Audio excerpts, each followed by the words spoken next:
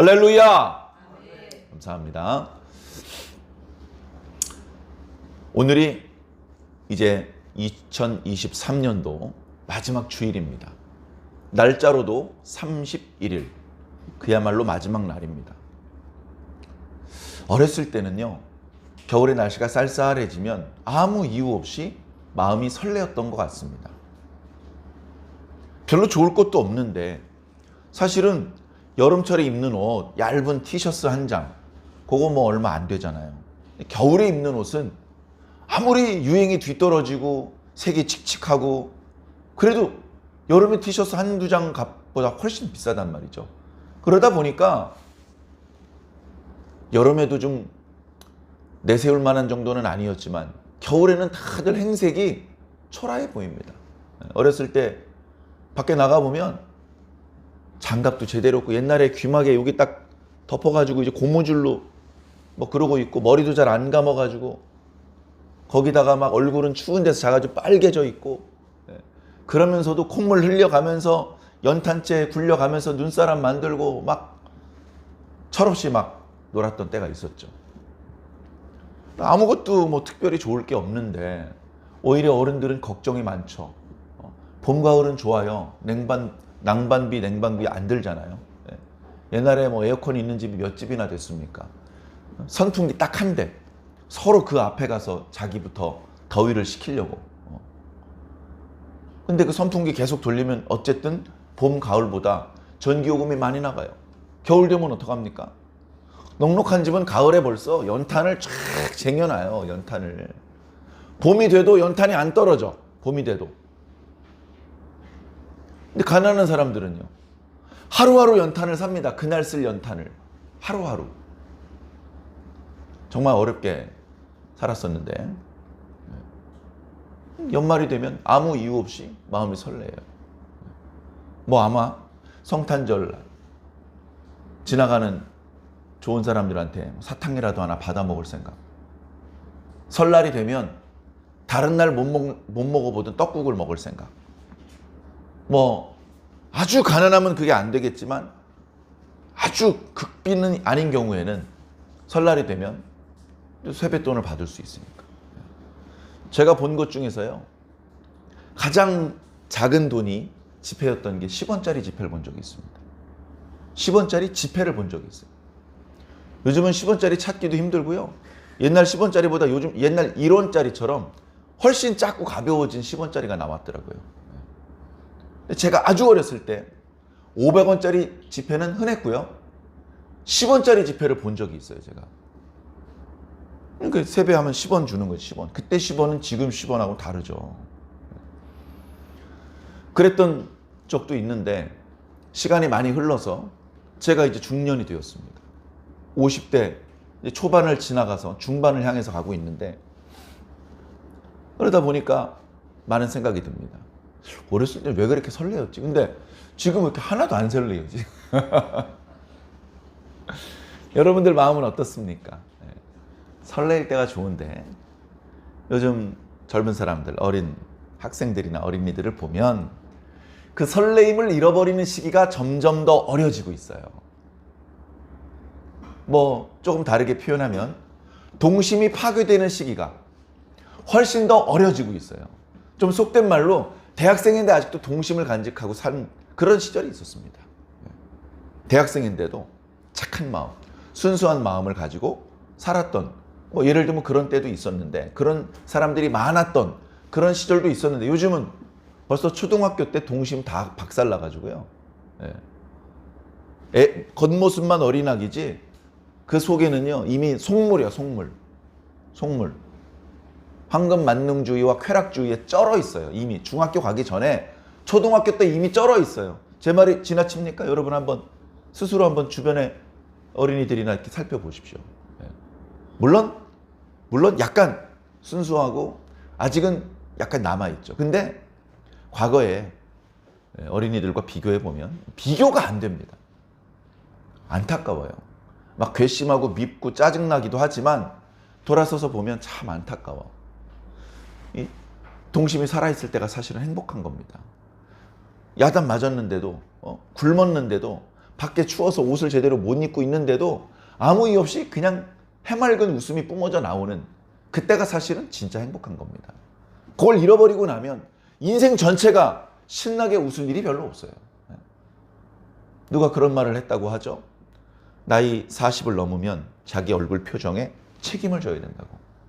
야, 왜 이렇게 화가 났어? 화 좀 풀어. 무슨 소리야? 나 화 안 났어. 뭘 화 났구만. 얼굴에 그냥 잔뜩 찌푸리고. 나 화 안 났는데. 야, 무표정 해봐. 무표정. 아무 표정도 짓지 마. 가만히 있는데 주름살이, 화난 표정으로 주름살이 딱 각이 잡힌 거예요. 그냥 아무 감정이 없는데 얼굴은 이미 화가 나 있는 가면을 하나 쓰고 있는 것처럼. 웃어봐 그러면 웃어봐. 억지로 웃는데 부자연스러워. 부자연스러워.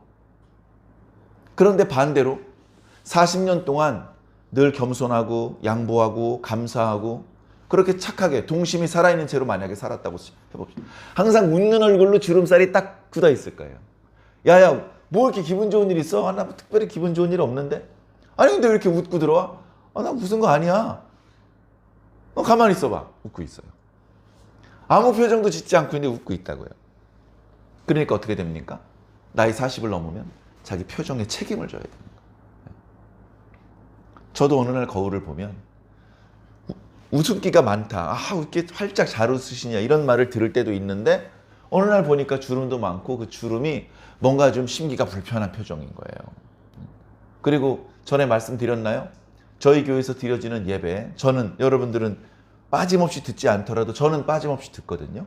그러면 잘하는 부분도 있겠지만 잘 못하는 부분도 있어요. 그런 거 들으면서 반성도 하고.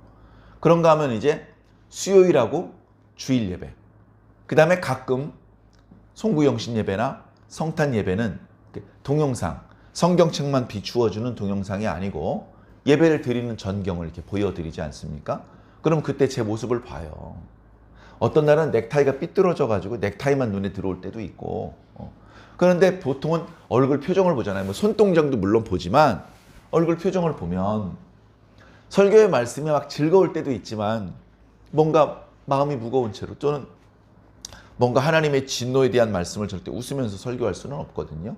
말씀의 분위기에 맞춰서 제 표정도 제 손동작도 변하는 거기는 한데 기본적으로 표정이 뭔가 찌푸러져 있는 것 같아서 크게 뉘우쳤습니다. 근데 참 걱정인 것이 갑자기 바뀌질 않아요.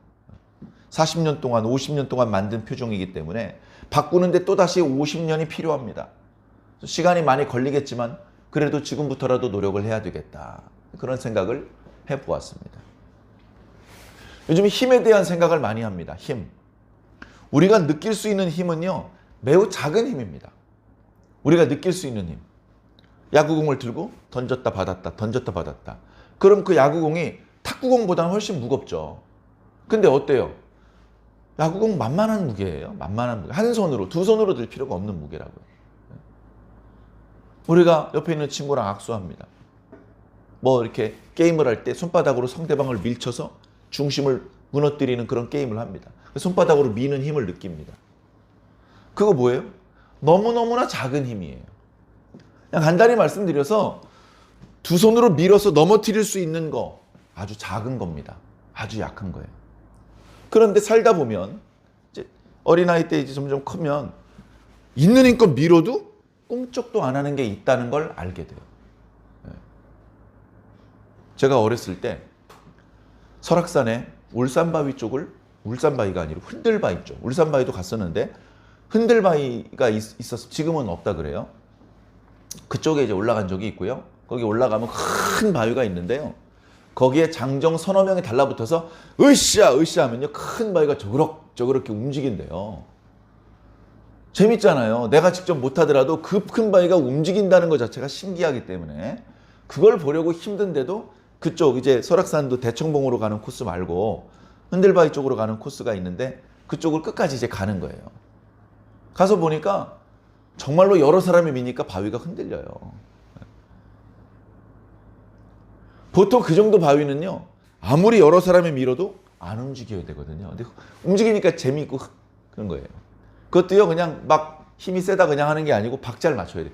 으쌰 으쌰 하면 그 진동이 거기에 잘 타이밍에 맞으면 한꺼번에 이제 힘이 적당한 때 이제 집중이 돼서 그 큰 바위가 흔들립니다. 근데 어때요? 옆에 있는 이 강대상 이거 밀면 밀리거든요. 근데 저 옆에 있는 벽, 저 뒤에 있는 기둥은요. 아무리 밀어도 여러 사람이 밀어도 안 밀립니다. 아, 밀리면 큰일 나죠. 밀리면 건물 무너져 버리는데. 그런 큰 힘이 있다는 걸 느껴요. 큰 힘. 학교에서 배울 때도요. 숫자가 있어요. 곱하기, 더하기, 빼기. 우리가 쓰는 숫자는요. 아주 작은 숫자만 쓰는 거예요. 작은 숫자만. 돈 좀 번다는 사람이 억 단위로 계산하겠죠. 월급 계산할 때. 그죠? 근데 사실 그 뒷부분에 몇천 원 단위는 무시하니까 사실 우리가 사용하는 숫자의 자릿수는 얼마 안 돼요. 그런데 예를 들어서 원자 핵에 돌고 있는 전자가 있어요. 그 전자의 질량. 전자가 몇 g인가요? 전자 하나가. 야, 이거 0.00000 동그라미를 한 19개, 20개를 쳐야 되는 거예요. 네? 그러니까 이렇게 길게 써야 되니까 이제 헷갈려. 매번 세야 돼, 매번. 그러면 안 되니까 지수를 이용해서 표현을 하기도 하죠. 네? 우리 지구로부터 저기 안드레메다 운함까지는 거리가 얼마인가? 그거를 미터법으로 숫자가 너무 길어요. 숫자가 너무 길어. 그러니까 어느 정도 되니까 광년이라는 단위를 사람들이 개발했어요. 광년. 빛의 속도로 1년 갈 수 있는 거리가 1광년이에요. 빛의 속도는요. 초속 30만 킬로미터. 그러니까 1년이 몇 초죠? 벌써부터 이렇게 막 꽤 큰 숫자가 나올 것 같아요. 그죠? 1분이 30초, 60초니까. 그게 1시간에 60번 있고 그 다음에 하루에 24번 있고 그게 1년에 360번 있으니까 그걸 다 곱하면 꽤 큰 숫자가 나오는데 거기다가 30만 킬로미터를 또 곱해야 돼요. 그게 빛의 속도로 1년 동안 갈 수 있는 거리인데 그게 1광년이라 그래요. 1광년. 여기 지구에서 태양까지는 빛의 속도로 8분이면 간다고 합니다. 8분. 근데 안드로메다보다 빛의 속도로 날아가도요. 엄청 몇십 년, 지금 정확히 기억이 안 나는데요. 1, 2년이 아니에요. 빛의 속도, 그러니까 우리 그 눈에 망원경으로 보이는 안드로메다 은하의 모습은 수백 년 전의 모습인 거지. 수백 년 전에 거기서 나온 빛을 우리가 지금 보는 거니까. 이제 그런 얘기를 하면요. 벌써 머리가 아프고 이해가 안 되는 사람들이 있고 그걸 이해를 해보려고 하면 숫자가 너무 크기 때문에 새로운 단위를 만들고 또는 지수라는 방법을 써가지고 그걸 줄여서 표현할 수밖에 없는 거예요. 그만큼 엄청나게 강한 힘이 있다는 걸 이제 조금 깨닫기 시작합니다. 그러면 그 엄청나게 강한 힘에 비하면 내 힘은 너무 미미한 거예요. 내가 할 수 있는 거는 별거 아닌 거예요. 결국 정말 중요한 일은 그 엄청난 힘들에 의해서 좌지우지 되는 거예요. 저희 교회 식물을 예를 들어서 많이 설명을 드렸는데요. 식물 한번 보십시오. 화분의 양분이 떨어졌어요. 어떻게 해요? 아무것도 할 수 없어요. 물이 떨어졌어요. 뭘 어떻게 할 수 있는 게 없잖아요. 햇볕이 부족해요. 창가로 갈 수 있나요? 얘네들도 아무것도 안 하는 건 아니에요. 빛이 쫙 오면 아이고 빛이 있다. 이때 일을 해야지 해가지고 광합성 작용을 해서 무기물을 유기물로 만들어요. 물과 무기물을 가지고 유기물과 또 이제 증산작용을 하는 거죠. 광합성 작용을. 뿌리는요. 수분과 양분을 흡수하는 일을 합니다.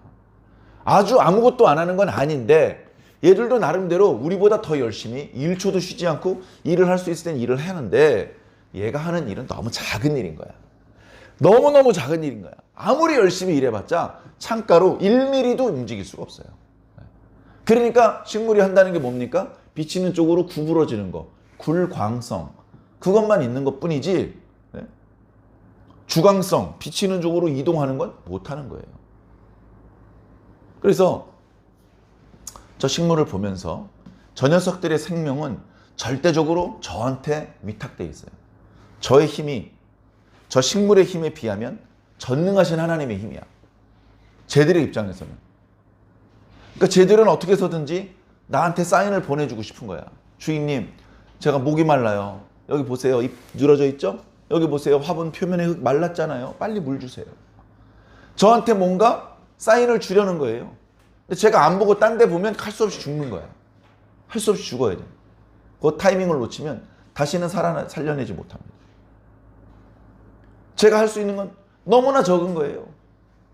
저한테 의지할 수밖에 없는 거예요. 제가 잘생겼는지 못생겼는지, 제가 쓰는 물이 수돗물을 바로 갖다 주는 것인지, 아니면 이렇게 하루 이틀 받아서 조금 더 식물한테 적합한 물을 만들어 주는지, 그리고 알갱이 비료라도 가끔 주는지, 일절 안 주는지, 분갈이를 적당한 때 하든지, 그것도 신경을 안 쓰든지, 어쨌든 저 녀석들은 저한테 의지할 수밖에 없다고요. 아는지 모르는지. 근데 거꾸로 생각해 보면 나는 힘이 너무 약해. 나는 힘이 없어. 10톤의 바위가 제 머리 위로 떨어진다고 생각해 보세요. 딱 제가 받아낼 수 있을까요? 0.1초도 버티지 못하고 그대로 찌부되는 겁니다.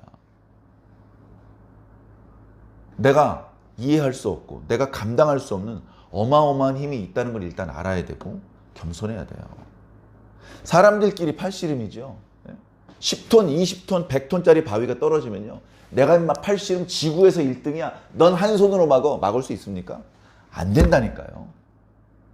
안 되는 거예요. 사람이 힘이 세. 막 높이 뛰기 막 하고. 땅이 갈라져서 쭉 떨어지는데 날아 올라올 수 있습니까? 안 되잖아요. 뭐 북극과 남극의 얼음이 녹아가지고 해수면에 자꾸 올라와서 태평양의 어떤 섬나라는 점점점 국토가 줄어든 그런 얘기 많이 들어보셨을 겁니다. 그럼 어떡합니까? 우리가 할 수 있는 일이 뭐가 있죠? 아무것도 할 수 있는 일이 없어요. 태풍이 붑니다. 태풍 오면 안 되는데 방향 바꿀 수 있습니까? 안 된다니까요. 태풍이 우리나라에 오면서 죄송합니다. 이번에 좀 그쪽으로 한번 지나가야 될 것 같은데 좀 이해해 주십시오. 그렇게 통보하고 옵니까? 그냥 오는 거예요. 그냥 오는 거예요. 지난주 주일인가요? 그때는 우리 전라북도 지역에 눈이 많이 내렸어요. 근데 어저께는요. 수도권 지역에 눈이 많이 내렸어요. 수도권 지역에. 그쪽에 사시는 분들 사진 보니까요. 예. 계단 난간에 막 눈이 쌓여 있고 화분에 눈이 쌓여 있고 그런 사진을 꽤 많이 왔더라고요. 그걸 우리가 어떻게 예상합니까? 전혀 우리가 예상하기도 어렵고 막 일기예보. 각 나라에서요 제일 좋은 컴퓨터는요 기상청에 있습니다.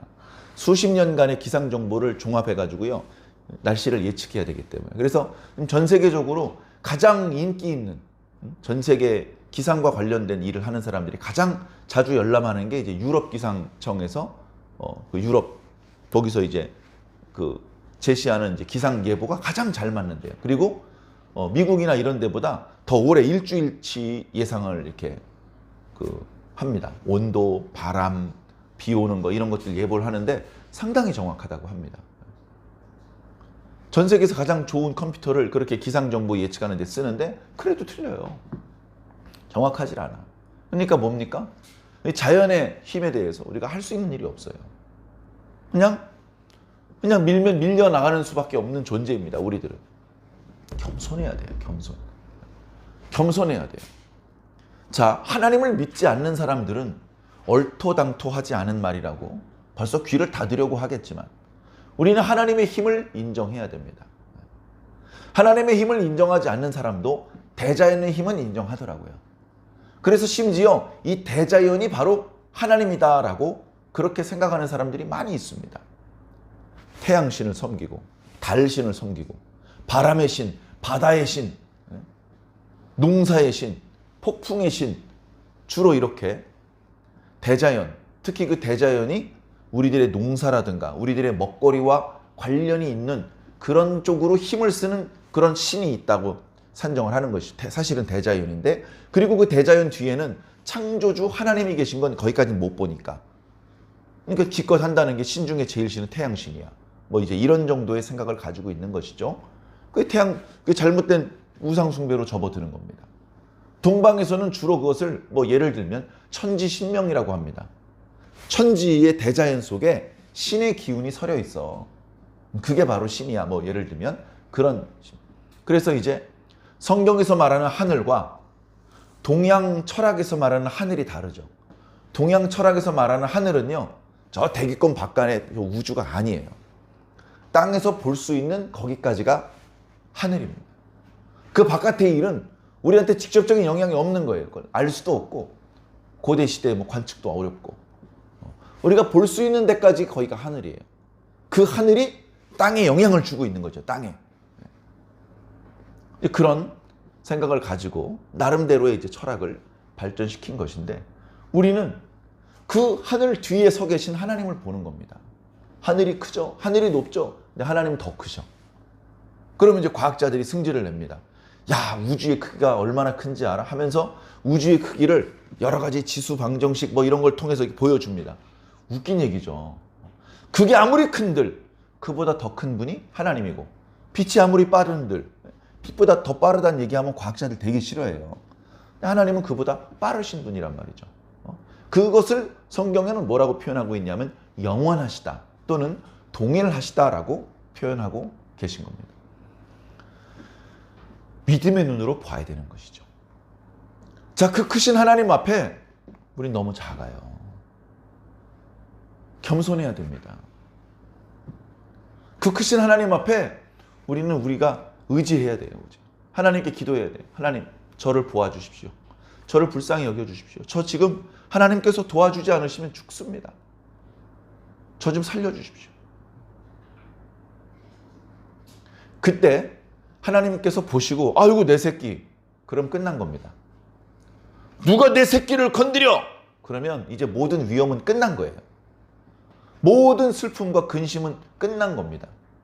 하나님께서 완벽하게 해결해 주는 것이죠. 제가 바빠가지고 잘 돌보지 못하다가 어느 날 딱 보니까 어느 식물 잎사귀가 축 늘어졌어.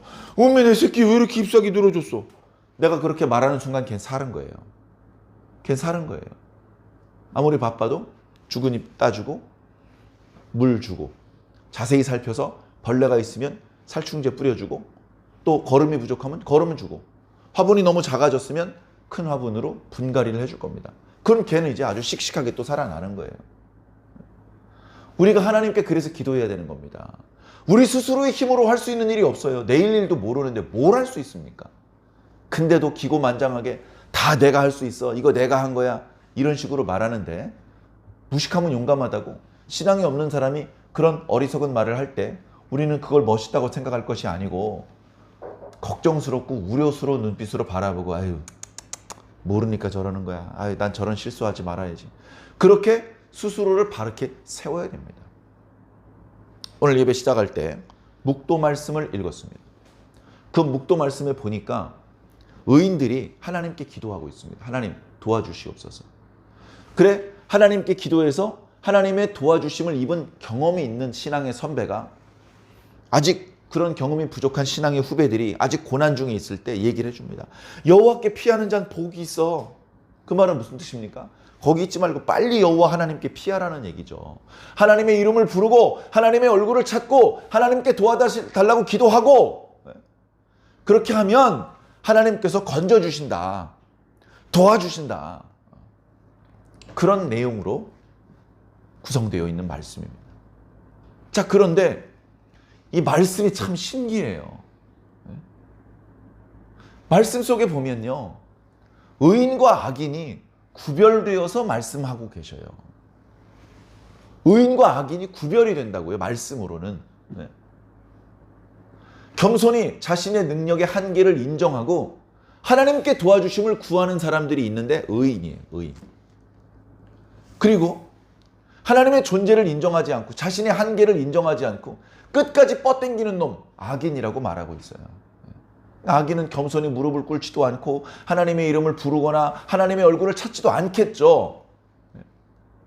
그 결과가 어떻게 되냐고요. 그 결과가 갈라지는 거예요. 여러분 기도할 때 어떤 기도가 듣기 편하십니까? 1번 하나님 우리를 구원하여 주시옵소서. 2번 하나님 죄 없는 사람들을 구원하여 주시옵소서. 어떤 기도가 듣기 편하십니까? 저만 1번입니까?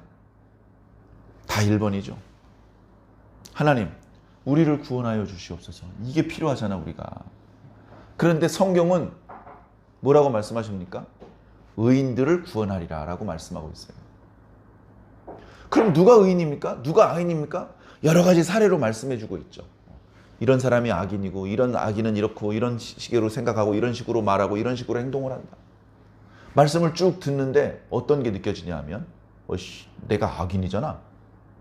이게 느껴지는 거예요. 말씀을 딱 들었어. 이 말씀은 감정이 없잖아요. 그냥 기록된 것 뿐이잖아요. 종이잖아, 잉크하고. 근데 거기에 있는 내용을 내가 쭉 생각을 해보니까 내가 악인이네. 내가 그동안 살아왔던 방법이 악인이네. 이제 이게 느껴지는 순간이 옵니다. 자, 거기서 이제 갈라지는 거예요. 자, 딱 말씀을 읽었는데 나 의인이네? 이런 사람은 없어요. 다윗이 읽어도 아이고, 내가 악인이었구나 인정할 수밖에 없을 겁니다. 모세가 읽어도 부끄럽습니다. 하나님, 난 고개를 들 수가 없습니다. 이럴 거라고요. 그러니까 딱 말씀을 읽는 순간 내가 의인이었구나. 이런 사람이 없다는 걸 일단 알아야 돼요.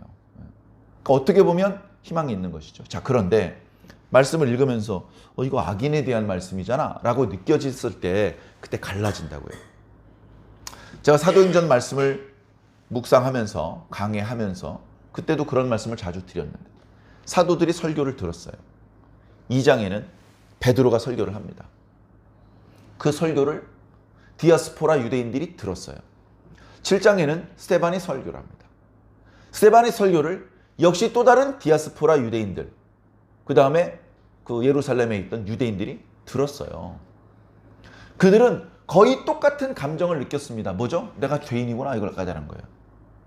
아이씨, 우리 유대인들이 하나님의 특별한 사랑과 선택을 받아서 복받은 민족인 줄 알았더니 메시아를 죽인 대역 죄인이었네. 이걸 말씀 중에 느낀 거예요. 그걸 느끼고서 사도행전 2장에 유대인들은 무릎을 꿇었어요. 무릎을 꿇고서 베드로요, 우리가 이렇게 하나님 앞에 고개를 들 수 없는 죄인인데 그럼 우리 이제 어떻게 하면 좋으냐. 회개하고 주 예수 그리스도의 이름으로 세례를 받으라. 그리하면 너희 죄가 용서받을 수 있다. 그럼 빨리 세례 베풀어줘. 나 오늘부터 예수님 믿을래. 그래서 그날 3,000명이 회개했어요. 그런 일도 있었는데 또 다른 장면에서 스데반의 설교를 듣고 양심의 가책을 느꼈던 사람들은요, 돌멩이를 들었어요. 저 스데반이 하는 말 듣기 싫다. 저놈을 쳐 죽여서 저 입을 틀어 막자. 그러나 닭 모가지를 비튼다고 새벽에 안 오는 건 아니잖아요. 스데반 한 명 죽었다고 자신들의 죄인됨이 의인됨으로 바뀌는 게 아니란 말이죠. 근데 당장 그 양심의 가책을 견디기 어려우니까 폭력적으로 나온 거예요. 부끄러움이 폭력으로 이어지는 장면이죠. 그래서 스데반이 죽었어요. 그런데 그 현상은 지금도 계속 벌어져요. 어쩌면 오늘 예배 시간에도 벌어질지 모릅니다.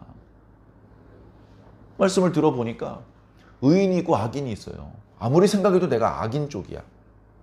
악인은 하나님께서 미워하시고 악인은 뭐 뒤로 넘어져도 코가 깨지고 이런 말씀을 들으면 마음이 불편해요.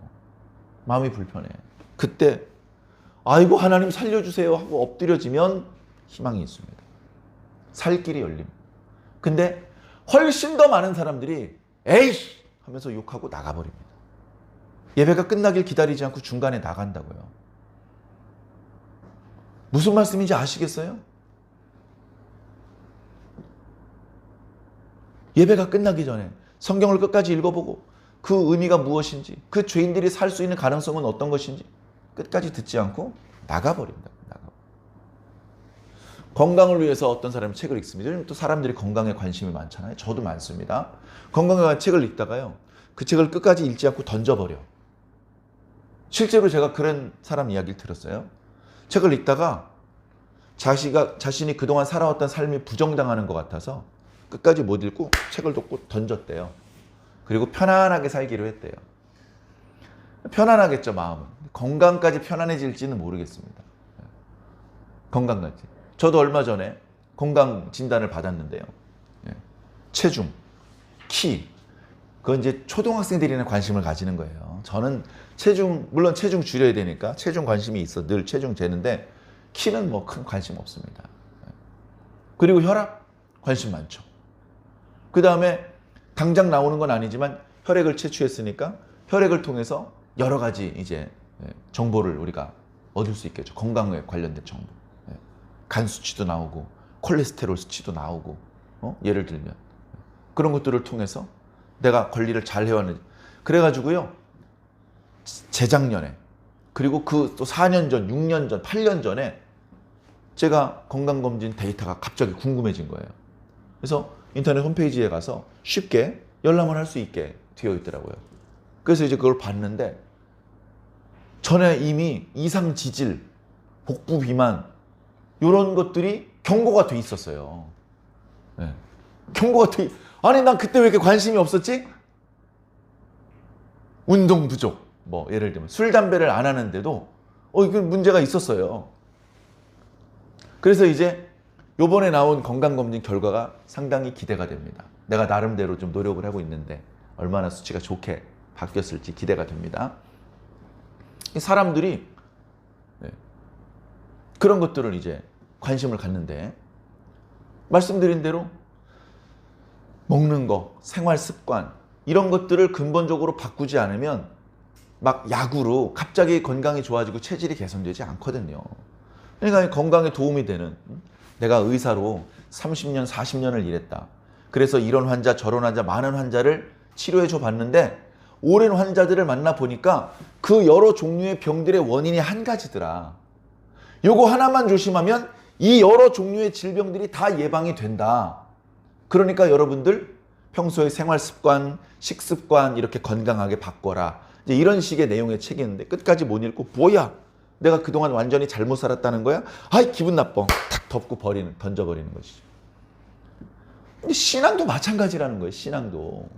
성경 말씀을 읽으면 이렇게 살면 살고 수 있구나. 내가 그래도 노력을 하긴 했는데 좀 부족했구나. 조금만 더 하면 되겠구나. 야, 하나님이 그래도 자비로운 분이구나. 우리가 조금만 성의를 보이면 크게 용서해 주시고 복 주시는 분이구나. 이제 이렇게 생각을 하고 선한 쪽으로 가는 사람들도 있는데 훨씬 더 많은 사람들은 들으려고 하지도 않고 들으면 괴로운 거예요. 들으면 죄인들이 얼마나 하나님께 미움을 사고 그들이 받을 저주가 얼마나 혹독한지 말씀 들으면요. 불편한 거야. 불편한 거야. 여러분들은 어떤지 모르겠습니다만 성경에 있는 단어 중에 사람들이 싫어하는 단어가 있어요. 하나님의 진노 이런 단어 싫어해요. 그런 단어 설교 자주 하는 교회는요. 성도들이 많이 부응이 안 된대요. 하나님의 용서와 자비 이런 거 설교해야 좋아하지. 하나님의 진노, 어린 양의 진노, 하나님의 심판, 하나님의 재앙 절대 용서하지 않으리라. 이런 거 설교하면요. 교회가 부응을 못 한대. 왜? 불편하니까. 불편하니까. 죄인인데 죄인으로서의 생활 습관은 바꾸지 않을 건데 그래도 용서받고 구원받을 수 있을 거라는 그런 희망적인 말이 듣고 싶은 거예요. 결코 그 말씀에 따라서 자신의 삶을 개조하고 다이어트 할 생각이 없는 거예요. 다이어트란 말은 본래 소화시킨다, 음식물을 소화시킨다 이런 이제 말에서 나온 건데 근데 음식물을 잘 먹고 우리 몸에 필요한 것들을 섭취를 해야 되는 것이죠. 근데 그걸 잘못하면 건강에 좋지 않은 건 많이 먹고 건강에 좋은 건 별로 안 먹고 그게 오랜 기간 누적되다 보면 체형도 원하지 않는 모양으로 바뀌고 건강의 어떤 지수도 혈압이라든가 맥박이라든가 혈당이라든가 혈중 중성 지방의 양이라든가 이게 막 내가 원하지 않는 수치로 막 바뀌어 버리는 거죠. 그래서 다이어트를 단순히 몸매를 아름답게 만드는 것이 아니고 체질을 개선하는 그런 의미가 있는데 몸뿐 아니고 시간도 다이어트가 필요해. 시간도. 우리가 24시간을 사는데 정말 내 인생에 도움이 되는 일만 하면 삽니까? 인간관리, 돈 쓰는 거, 금전관리 모든 부분에 뭐가 필요하죠? 다이어트가 필요한 거예요. 불필요한데 낭비하던 거, 잘못된 어떤 습관 이런 것들은 없애고 좋은 습관 만들고 좋은 일에 시간과 돈을 써야 되는 것이죠. 그런 것들을 이제 생각하는 시대인데 영적으로는 어떠냐고요. 영적으로. 죄인들이요. 점점점 하나님 반대편으로 도망갑니다. 전에 말씀드렸나요? 지옥은요. 뜨거워 들어가기 싫어 밀지 마. 근데 뒤에서 미니까 어쩔 수 없이 거기 들어가는 게 아니라고요. 지옥에 그렇게 사람들이 많은데 그 사람들 대부분이 제 발로 뛰어 들어가는 거란 말이에요. 자기 발로 뛰어 들어가는 거예요. 그걸 이해를 못 하시더라고요. 자, 내가 이 나쁜 놈 죽어라 하고 눈을 찔렀어요. 예? 인간, 이런 나쁜 놈이 있나? 눈을 확 찔렀는데 자세히 보니까 예수 그리스도야. 내가 예수 그리스도의 눈을 찔렀어. 얼마나 부끄럽고 죄송해. 자기 발로 지옥으로 간다니까요. 그 예수님의 얼굴을 차마 고개를 들고 볼 수가 없어. 그러니까 예수님의 얼굴을 보지 않을 수 있어. 반대편으로 뛰어가다가 지옥에 스스로 뛰어 들어간다고. 거기 들어가는 사람이 다 그래요. 자기가 잘 산 줄 알아요. 근데 깨달아 보니까 자기는 잘못 산 것이고, 자기는 예수 그리스도의 눈을 찌르면서 살아온 거예요. 너무 부끄럽잖아요. 면목이 없잖아요. 자기 발로 지옥으로 뛰어 들어가. 아이고 부끄러워 하면서 뛰어 들어간단 말이에요. 지옥에.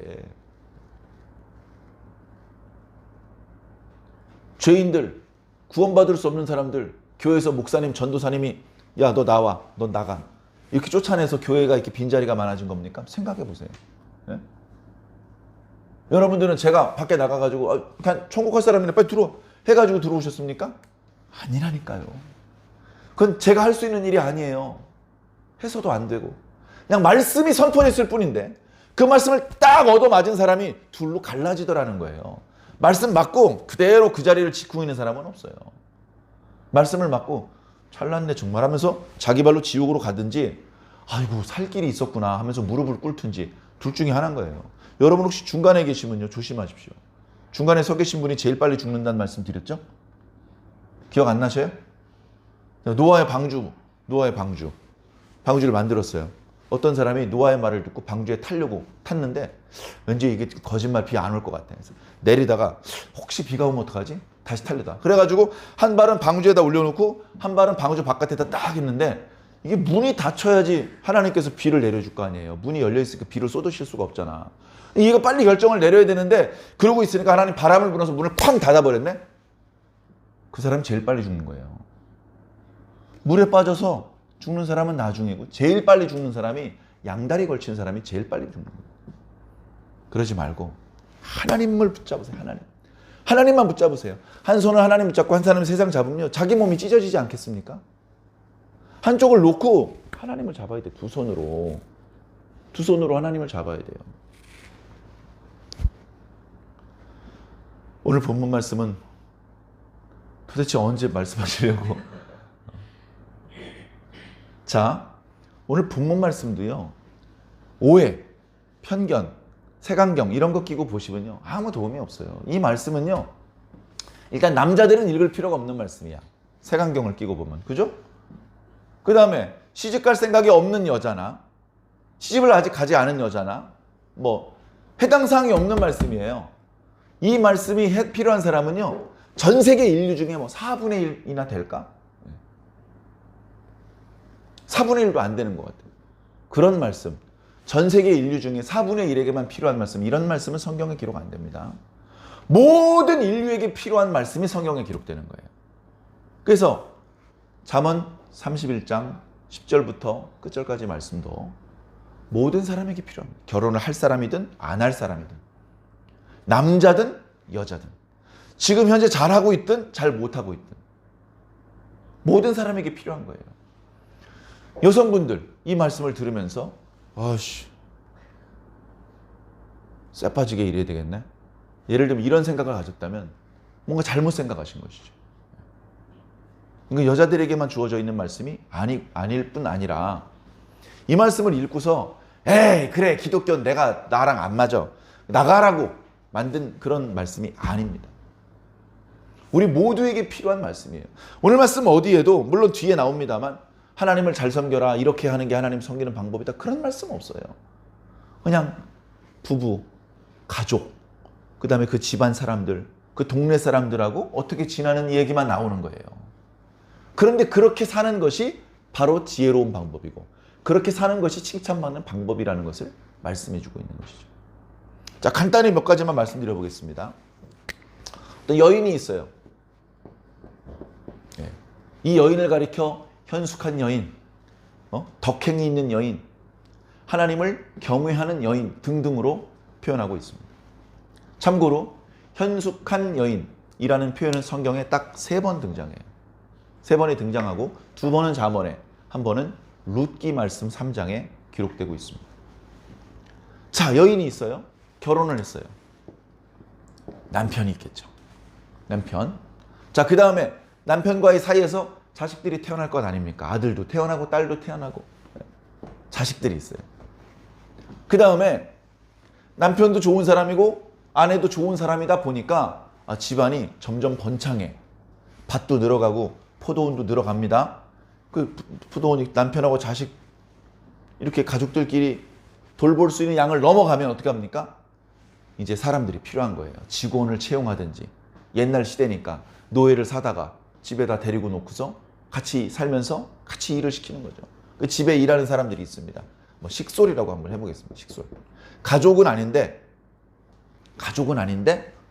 그 집에 거의 같이 살면서 그 집의 일을 도와주는 사람들, 식솔들이죠. 그런 다음에 뭐 예를 들면 이웃들도 있습니다. 이웃들. 그리고 꼭 보면 이웃들 중에서요, 가난한 이웃들이 있어요. 가난하고 뭐 몸이 약하거나 뭔가 좀 사회적으로 소외되거나 약자들이 있죠. 자, 이런 사람들이 있습니다. 자, 이런 사람들 사이에서 어떤 관계냐 이거죠. 첫 구절이 뭐라고 말씀하십니까? 첫 구절. 야, 누가 현숙한 여인을 찾아서 그런 여자를 자기 아내로 삼을 수 있겠느냐. 이런 여자는 만나는 것만으로도, 멀찍이서 쳐다보는 것만으로도 하나님의 놀라운 은총입니다. 그런데 그런 여자를 자기 아내로 삼을 수 있으면 하나님께 그보다 더 큰 축복은 없는 것 같아요. 인간으로서 받을 수 있는 축복 중에 현숙한 여인을 자기 아내로 둘 수 있는 것보다 더 큰 축복은 아마 이 땅에서는 없는 것 같습니다. 최소한 성경은 그렇게 말하고 있습니다. 돈으로 찾을 수가 없어요. 자, 그 현숙한 여인의 값은 진주보다 귀하다. 세상에 있는 물건 중에 가장 값진 게 진주랍니다. 진주가 값질 때는요, 진주의 크기보다 큰 덩어리의 금을 줘야 그 진주를 얻을 수 있다고 합니다. 그랬던 시절이 있었어요. 지금은 뭐 좀 달라졌지만. 그런데 이 현숙한 여인은 그 진주보다 더 값지다는 거예요. 진주보다. 현숙한 여인 몸무게가 50kg이면 그러면 금을 100kg을 줘도 현숙한 여인은 얻을 수가 없어. 자, 그만큼 귀중한데 그 여인이 얼마나 좋은 존재인지 이제 11절부터 쫙 풀어서 말씀하시는데 11절과 12절을 먼저 볼까요? 그런 자의 남편은, 요분이죠, 요분. 현숙한 여인을 자기 아내로 삼은 그 남자. 그 남편의 마음은 아내를 믿어요. 아내를 믿어. 야, 너 지금 뭐 하는 거야? 너 지금 뭐 하고 있었어? 궁금해서 물어보는 게 아니죠. 사실은 못 믿으니까 물어보는 겁니다. 그래서 그런 질문 받으면 왜 나 못 믿어? 기분이 나쁠 수 있어요. 그런데 이분은 어떻다고요? 믿어. 네가 하는 거는 내가 다 믿어. 당장은 네가 왜 저런 행동을 하지? 평소랑 다르네? 왜 그러지? 이해가 안 되는 것 같은데 네가 하는 행동이라면 그만한 이유가 있을 거야. 네가 평소와 달리 그렇게 하는 데에는 그만한 이유가 있을 거야. 너는 믿어.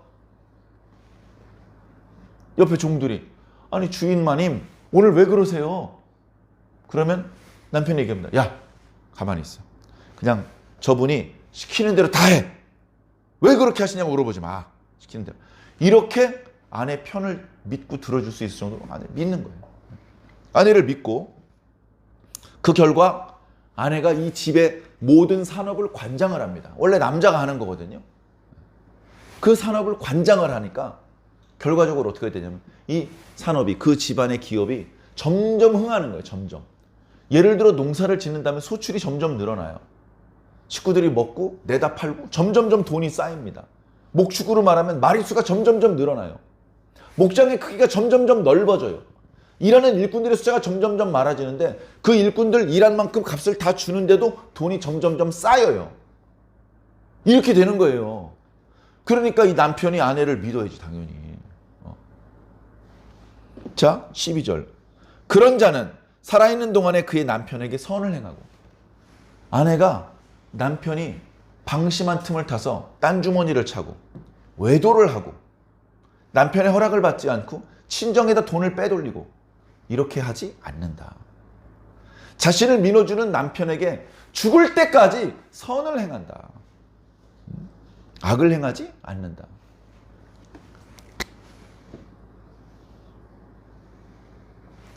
모든 관계의 시작인 부부관계가 사랑과 신뢰로 단단하게 결속되어 있는 모습을 봅니다. 자, 자식은 뒤에 나오죠. 뒤에 어떤 말씀이 있냐면, 자, 28절을 보니까 그의 자식들은 일어나 감사하며. 자기 어머니가 지나가면요, 앉아서 감사하지 않아요. 존경하는 마음, 고마워하는 마음이 크면 앉아서 감사하지 않아요. 어머니가 밖에서 들어오면 앉아서 인사하지 않는다고요. 일어나요, 일어나. 일어나서 인사한다고. 감사하다고. 진심이 느껴지죠? 일어나서 자기 어머니에게 감사해요. 자식은 어머니에게 감사하고, 남편은 아내에게 칭찬합니다. 그 칭찬하는 내용이 29절부터 끝절까지 있는 거예요. 자, 자식까지 포함된 이 가족은 정말 사랑으로 똘똘 뭉친 믿음의 가정을 잘 건설합니다. 자, 여기서 끝나질 않아요. 이 집에서 일하는 식솔들이 있다고 말씀드렸죠. 이 식솔들은요, 주인이 다른 집에서 일하는 똑같은 일을 하는 것보다, 똑같은 일을 했을 때 더 많은 양식과 더 많은 보상을 해주면 고마워해요. 자, 그런데 이 여자는요, 양식을 구하기 어려운 철에도 먼 지역에서 양식을 구해다가 그 식솔들한테 충분한 양식을 공급해 줍니다. 자기 일 안 해도 돼요. 식솔들 많이 데려다가 돈 많으니까. 사람 부족해? 그럼 몇 사람 더 고용해가지고 일 시키면 돼. 근데 그렇게 안 해. 자기가 직접 일을 합니다. 자기가 자기 집에서 일하는 식솔들보다 먼저 일어납니다. 15절, 밤이 새기 전에 일어나 자기 집안 사람들에게 음식을 나누어 줍니다. 아침 식사를 이 집의 주인이 식사를 준비를 해요. 그래서 그 집에서 일하는 사람들 다 깨워가지고 아침밥을 먹입니다. 풍족하게 먹입니다. 그러면서 업무를 지시해요. 누구하고 누구는 오늘 동쪽에 가서 일을 하고, 누구하고 누구는 집안일을 해. 누구하고 누구는 애아빠 따라 나가서 도와줘. 다 교통정리를 합니다. 그렇게 하루도 빈틈이 없이 일을 하고, 그 다음에 일하는 사람들에게 충분한 보상을 해주니까 점점점 산업이 풍족해지는 것이죠. 16절에 밭을 살펴보고 자기가 직접 사요. 왜? 남아도니까 이제 돈이. 그리고서 자기의 손으로 번 것을 가지고 포도원을 일구는 거예요. 남의 돈 빌리고 남 속여가지고 강제로 빼앗고, 이게 아니고 그 사람에게 충분히 값을 주고 포도원을 사는 거예요. 밭을 사는 거예요. 일꾼을 데리고 오는 거예요. 점점점 풍성해집니다. 자기의 장사가, 자 17절 보니까 힘있게 허리를 묶고, 허리를 묶는다는 것은요, 일을, 작업을 하기 위한 준비를 하는 겁니다. 복장 자체가 이렇게 움직이기 불편하니까 딱 묶으면요, 작업을 하기 좋죠. 이 집에서 제일 높은 어른이, 요즘 조선시대 말로 안방마님이 허리끈, 질끈 묶는 거예요. 그러면 그 집의 종들이 이게 막 딴전 피우고 게으름 피울 수 있습니까? 안방마님이 지금 치마를, 허리끈을 동이고서 나왔는데. 장사가 잘 됩니다. 아침 일찍 일어났던 사람, 밤이 새기 전에 일어났던 15절에 이 사람이 18절을 보니까 밤에도 등불을 끄지 않아요. 밤늦게까지 일을 합니다. 손으로 손뭉치를 들고 손가락으로 가락을 잡는 건 뭐냐면요, 손뭉치에서, 목화 손뭉치에서 실을 뽑는 거예요. 한쪽에 손뭉치를 잡고 한쪽은 물레를 돌려가지고 한쪽에 실을 뽑지 않습니까? 그걸 하고 있는 거예요. 그러면서 가난한 이웃들에게는요, 자비를 베풀어줘요. 20절에 곤고한 자에게 손을 펴며 궁핍한 이웃에게 손을 내요. 아끼질 않아. 인색하게 굴질 않아. 우리 식구들 밥 배불리 먹이고, 우리 집에서 일하는 식솔들한테 월급 충분히 주고, 주변에 밭하고 포도원을 사야 되는데 거기에도 충분히 대가를 지불해주고, 그리고 또 돈이 남아. 그거 뭐하라고 주신 거예요? 가난한 사람들한테 아무 이유 없이, 아무 대가 없이, 조건 없이 주라고 하나님께서 주신 거라고 생각을 하고 주는 거예요. 하나님 믿고 주는 거예요. 이 사람이 나중에 갚을지 말지 그거 믿고 주는 게 아니고. 자, 그래 놓고서 자기 남편은 이웃 사람들에게 존경을 받게 합니다. 이웃 사람들에게. 여기저기 말씀들이 나오는데요. 그 남편은 23절에 그 땅의 장로들과 함께 성문에 앉으며 사람들의 인정을 받고 존경을 받는다는 뜻이죠. 옷을 직접 지어서 만들어서 팔기도 하고. 자, 그래서 이 여자가 하는 일은 너무나, 자, 이 여자의 집안이 엄청나게 잘 되고 이 여자가 사는 동네가 더불어 복을 받는 겁니다. 야, 이런 여자, 진주, 정금, 그런 건 비교도 안 되는 것이죠. 중간에 그런 말씀도 있습니다. 이 사람들은, 이 식솔들은 겨울에 날씨가 추워도 걱정이 없어요. 이스라엘 지방이 더운 지방이거든요. 여름에 40도 아주 쉽게 넘어가고 건기가 있어서 6개월 동안 비가 안 오기도 하고. 그런데 겨울철이 있어요. 겨울철. 우리가 말하는 겨울철, 막 날마다 눈이 오고 길이 빙판이 되고 수도가 얼어 터지고 그런 겨울철은 아니야. 그들의 겨울철은 그래도 영상이에요. 영상이고 그 대신 이 쌀쌀해진 바람이 많이 불어서 조금 불편해, 힘들어. 두껍게 옷을 입어야 돼요. 그리고 아주 가끔 눈이 내립니다. 아주 가끔, 특히 산지에 눈이 내려요. 춥다는 얘기거든요. 근데 그 집 식구들은 눈이 내려도 걱정을 할 필요가 없어. 왜? 이 집주인이 자기 남편, 자식, 식솔들에게 모직으로 된 옷을 지어 입히기 때문에 그렇다. 모직으로. 그 다음에 자기와 남편을 위해서, 가족들을 위해서 이불을 준비해요. 이불. 이불이 뭔지 알죠? 요는 까는 것이고 이불은 덮는 거잖아요. 자, 간단히 말씀드려서요. 이스라엘에서 이불은요, 극도로 사치한 것입니다. 자기 겉옷을 덮어 입는 거예요. 이불처럼. 이불이 별도로 덮는 용도로 있다는 것은요, 극도로 부자, 극도로 사치한 것을 말하는 겁니다. 그렇게 할 정도로 이 집안 자체가 이 여자 한 명 때문에 아주 창성해지는 거예요. 아주 창성해지는 거죠. 자, 마지막에 남편이 이 여인을 뭐라고 칭찬하는지 한번 보시겠습니다. 29절. 덕행 있는 여자가 많으나. 현숙한 여인의 또 다른 표현일 것입니다. 덕행 있는 여자가 많지만 너하고는 비교가 안 된다. 그대는 모든 여자보다 뛰어나다. 뿐만 아니라 고운 것도 거짓되고 아름다운 것도 헛되다. 이건 지나친 아부입니까? 여자가 곱고 아름다워도 몇 년 가겠습니까? 그게 몇 년. 시간을 이길 수가 없어요. 시간을 이길 수가 없어요. 그래서 곱게 늙으란 말이 있는 것입니다. 나이 먹으면요, 젊었을 때 아무리 아름다운 것 다 소용없어요. 그런데 오직 여호와를 경외하는 여자는 칭찬을 받을 것이다. 여자는 고운 것과 아름다운 것으로 칭찬받으면 안 됩니다. 여호와를 경외하는 것으로 칭찬을 받아야 돼요. 잠언은 지혜서입니다. 지혜가 뭔지를 밝힙니다. 지혜가 뭡니까? 여호와를 경외하는 것이 지혜입니다. 누가 여호와를 경외하는 사람입니까? 현숙한 여인. 너처럼 여호와를 경외하는 여자는 없도다. 여호와 경외한다는 얘기 없잖아요. 자식들 식솔들 양식 주고 모직 옷 입히고 자식들이 고마워하고 가난한 일. 여호와, 근데 이 모든 것들이 사실은 여호와 하나님을 경외하는 행동들이다. 31절. 그 손의 열매가 그에게로 돌아가고 그가 행한 일로 말미암아 성문에서 자기만 칭찬받는 것이 아니고 너도 칭찬받을 것이다. 칭찬받는다는 얘기 30절, 31절에 계속 나오죠. 30절의 말씀은 가까이 있는 사람이 칭찬을 할 것이다. 31절은 멀리 있는 사람, 제3자가 보아도 너는 인정하고 칭찬할 수밖에 없다. 이렇게 말씀하신 거예요. 이 말씀이 어찌 여인들에게만 주신 말씀이겠습니까? 이 말씀이 어찌 결혼한 여자들에게만 주신 말씀이겠습니까? 이 말씀 앞에 여러분들 자기 자신을 돌아보시기 바랍니다. 이 말씀을 보면서 아이 기분 나빠. 나 그냥 살던 대로 살래. 마음대로 하십시오. 그걸 어떻게 강제합니까, 제가? 성경이 그걸 어떻게 강제합니까? 스스로 선택하는 것이죠. 내가 어떻게 살 것인지. 스스로 자신의 삶을 돌이켜 보시길 바랍니다. 일 안 하고 늦게 잔다고 피부가 고와지고요. 뭐 칭찬받고 사랑받는 거 아니에요. 세상에 공짜는 없습니다. 일 안 했으면 굶어야 되고요. 자기 껍데기에 치중을 했으면 속 사람은 썩는 겁니다.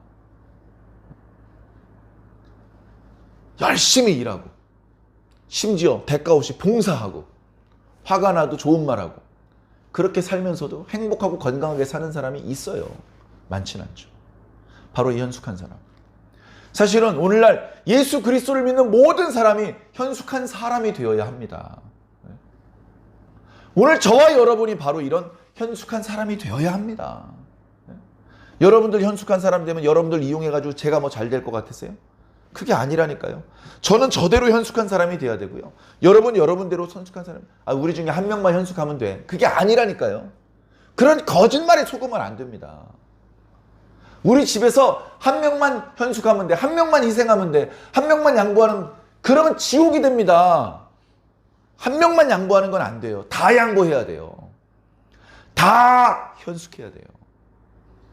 다 지혜로워야 돼요. 그래야 행복할 수 있고, 그래야 건강할 수 있고, 그래야 이 땅에 있는 동안에 우리가 맛볼 수 있는 즐거움과 행복을 누리다가 이 다음 세상에서도 하나님께서 주시는 복을 누릴 수 있는 것입니다. 사랑하는 성도 여러분, 오늘 말씀은 2023년을 마감하며 2024년도를 준비해야 될 우리들에게 꼭 필요한 말씀입니다. 2024년도 우리 어떤 사람이 되어야 되겠습니까? 2024년도 우리 어떻게 살아야 되겠습니까?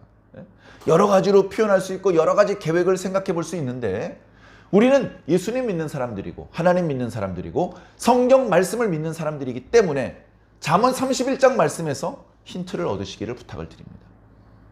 잠언 31장. 말로만 그러지 말고 말로만. 남편에게 칭찬받는 건 이건 최종적인 결론입니다. 그 이전에 먼저 아침에 일찍 일어나야죠. 자기가 솔선수범해야죠. 밤늦게까지 자지 않고 최선을 다해야죠. 가난한 사람들 외면하지 말아야죠. 자기가 할 수 있는 일을 해야 되는 겁니다. 자기가 할 수 있는 일을. 그걸 하면 당장 남편이 칭찬하고 당장 자식들이 감사하지 않아요. 시간이 걸려요. 그 과정. 나는 열심히 살았는데 아직 바깥쪽으로부터 칭찬이나 어떤 인정이나 보상을 받기 전 단계. 그 과정을 잘 극복하셔야 됩니다. 그 보상, 그 칭찬, 그 감사, 그걸 기대하고 시작하면 안 되는 거예요. 그래서 나 자신의 존재 자체가 좋아지면 되는 거잖아요. 그거 인정받는 게 뭐, 내가 존재가 달라지면 저절로 인정받는 거죠.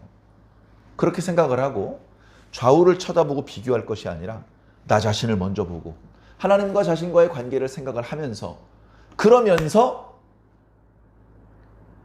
그 나머지 것들이 저절로 좋아지는 겁니다.